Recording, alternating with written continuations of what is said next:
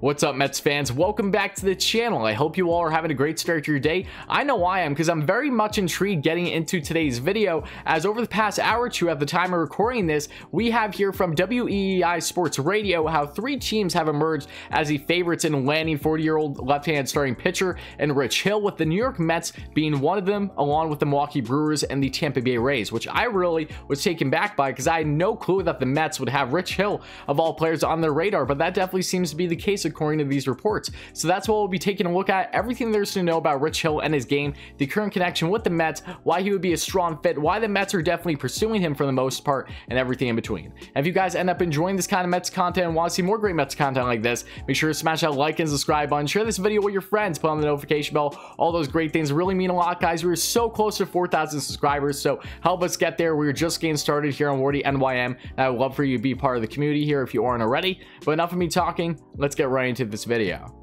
Here we have longtime MLB starting pitcher and Rich Hill. The 40-year-old southpaw, at a solid 6'5", 221 pounds, was originally drafted in the 4th round back in 2002 by the Chicago Cubs, and the 2020 shortened season, only 8 games played with the Minnesota Twins, had 2 wins, 2 losses, a 3.03 ERA, and 38.2 innings pitched, a 1.16 WHIP, 31 strikeouts, a 7.2 K per 9, and a 3.96 walks per 9. But in 2019, his final year of numerous years with the LA Dodgers and only 13 games played due to injury, had 4 wins, 1 loss, a 2.45 ERA, 72 strikeouts, a 1.13 WHIP, 11.05 K per 9, and a 2.76 walks per 9 over 58.2 innings pitched. And throughout his career, 292 career games played and 976 innings pitched, has 67 wins, 44 losses, a 3.79 ERA, 1,035 strikeouts, and a 1.22 WHIP.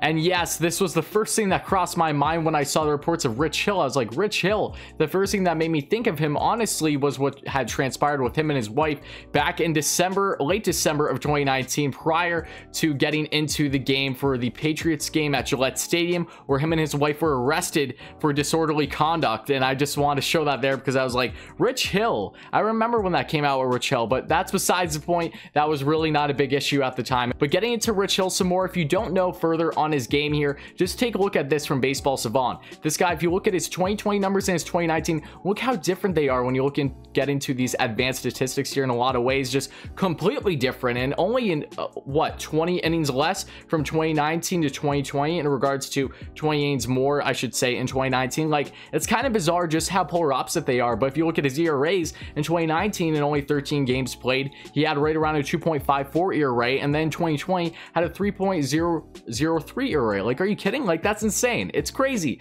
Rich Hill is one of those phenomenons in my mind. Kind of reminds me of Bartolo Colon, where age is not a factor for him. He's just going to continue to roll and still be a very strong pitcher in the MLB, and he has one of the nastiest curveballs out there. As a surprise to absolutely nobody that has been watching Rich Hill, has been definitely a factor into his injuries. Among other things, he's dealt with blisters left and right. I feel like that's all I see with Rich Hill, especially as things get in crunch time in the season, because he has only had a couple seasons really on his plate since starting out his MLB career back in 2007 with at least 100 innings pitched. He's dealt with a lot of injuries along the way, but when healthy and whenever he's pitching, he normally does pretty good. And he's between what, the low 3s and even the mid 2s at time. You really won't see him having a high ERA at all throughout his career, except for maybe 1 or 2 seasons in which they are pretty fluky. But if you want to expand a little bit even further on his game and his playoff experience, I think that is going to be key here for the Mets' interest in him. If you look at his playoff experience in 13 games played and just around here, you have 53 innings pitched, has a career 3.06 ERA. Like, really solid. He was very strong, as we know, during his time with the LA Dodgers in 2018 in their run. I believe in 4 appearances had just around a 2 or so ERA, and then had right around a 3.38 ERA in 2019 in the playoffs in just 1 appearance. My memory serves me correct, but just a very reliable pitcher overall. When he's in there, you know what you're getting with him. You're not going to have him deep into games usually, whether it's say 5 or 6 innings. He's going to do really strong. He has a very slow fastball, as we know, but that isn't going to stop a guy or a chill because of what he brings year in and year out, and the age really has not been a factor to date.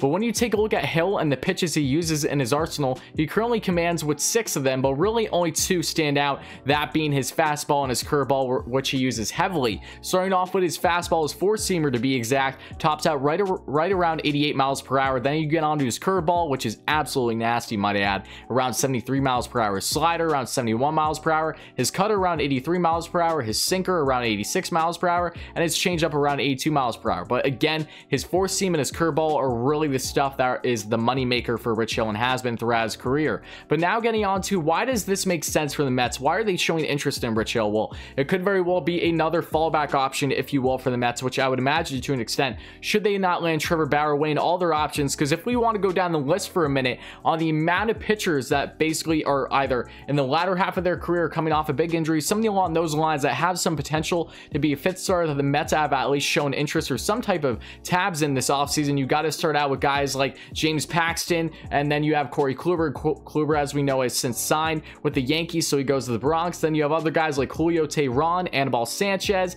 Jake Arrieta, fairly recently as well, and then also the most recent pitcher, in which there's been plenty of them, but this one has actually been somewhat of a head scratcher, being Mike Fultonavich. So there's been a lot of options, as we know. Mets weighing their options. They bring in Lucchesi and also Yamamoto to adding young, controllable pitching depth that very well could be 5th stars in the rotation, maybe in a couple of years. It all depends on how they view this. If they want to use them as lawn arms or if they want to utilize them in the bullpen. But the Mets want depth. We know this, so I think Rich Hill is a guy you're going to probably get on a 1-year, maybe 2-year deal where you have an option after the first year, but he's not going to be a guy that's going to be overly costly. It's really going to come down to how much interest are the Mets showing, and is it going to outweigh the other teams in the Brewers and the Rays? Well, both the Brewers and the Rays are strong analytically, especially the Rays, but so are the Mets, because Rich Hill is a guy that definitely needs to be with an organization where analytics are on his side. He's thrived with that in the past, and I think he will continue to at this point in his career, as I would say he has a couple years left in him should he stay healthy for the most part, which again is the biggest issue. But you bring Rich Hill in this rotation should the Mets win them, as they've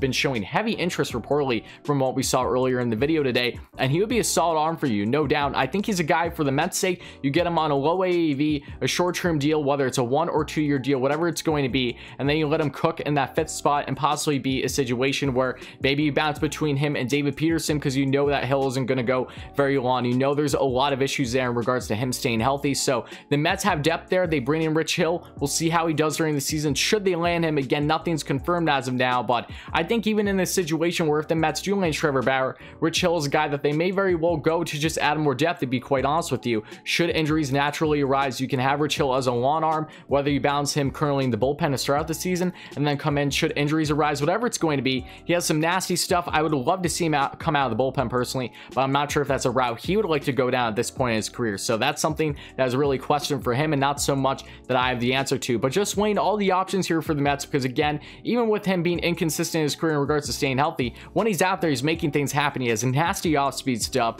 and his fastball is not an issue whatsoever. Very Bartolo Colon-esque, very Jason Vargas-esque, if you will, but in a good way. Vargas has been very up and down during his time during his Mets tenure. This is a huge upgrade over Vargas, if you ask me, should the Mets go down. I don't think it's a Will Ponzi move by any stretch of the imagination. I think it's another very smart move for the Mets to make, and adding a guy that, yes, he's 40 years of age, but as long as he can pitch and stay healthy for the most part, give you a couple innings each 5th day, and then you have other guys that you can handle between Lucchesi and David Peterson coming in there, great things are going to happen. Or if you want to go down the bullpen route, because you do in fact land Bauer and still land him as well, that's another perfectly fine option. Again, I'm not against this whatsoever for the Mets. It's literally a no risk, high reward situation for a guy that has been very strong in his career and in big moments in playoffs, which would be huge for them. I'm sure that experience is definitely going in hand with their heavy interest currently. But guys, let me know your thoughts down below. As always, if you would like to see Rich Hill land in Queens, and what type of role do you think he would currently have with the lineup should they land Trevor Bauer or not. And if you guys ended up enjoying this kind of Mets content and want to see more great Mets content like this, again, make sure to smash that like and subscribe button, share this video with your friends,